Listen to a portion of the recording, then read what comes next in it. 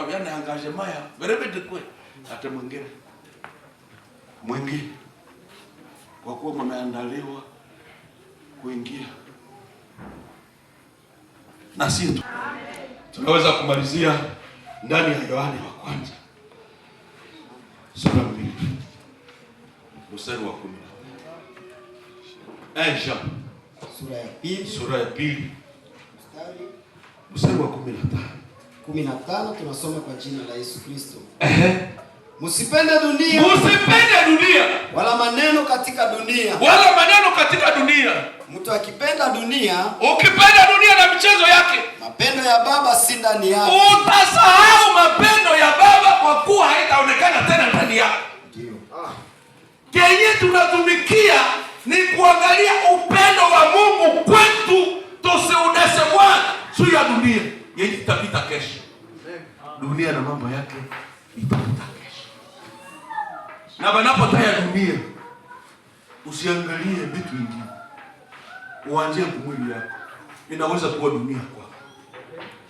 Kwa kuwa tamaa za dunia, tamaa za macho ziko ndani ya mwili yako.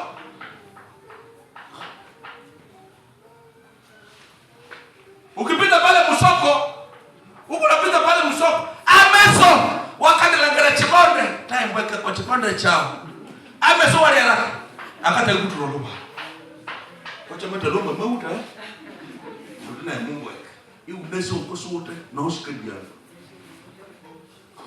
Sasa nyata kwa kuuliza tunaona mpendwa naye anadefuata naye nini?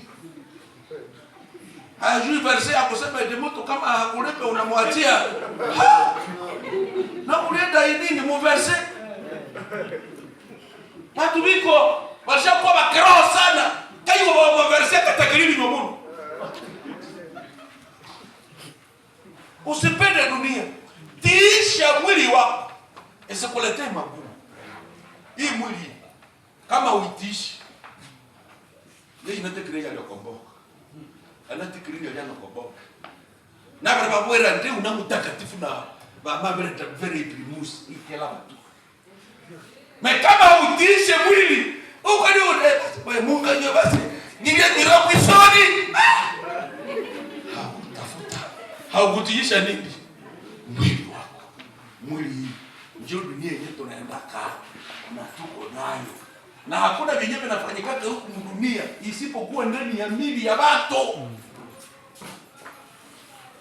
Nato. Bwana Yesu asifiwe. Tuombe. Tunabariki jina lako Bwana. Tunakuinua. Tunasema asante. Tumekusikiliza. Tulitangulia kusema kila mmoja atapokea yaliyo yake. Naamini yale ambayo ulitukusudia ndani ya mchana wa leo tumeipokea. Tumeelewa kuambatana na wewe, tumeelewa engagement baada ya wewe kuweza kutuokoa tukizaliwa na wewe mara ya pili, baada ya upendo wako kuudhihirisha kwa ajili yetu, nasi tuseme neno ya kutamka kwa ajili yako. Ututendee kwa neema yako katika jina la Yesu Kristo. Amen.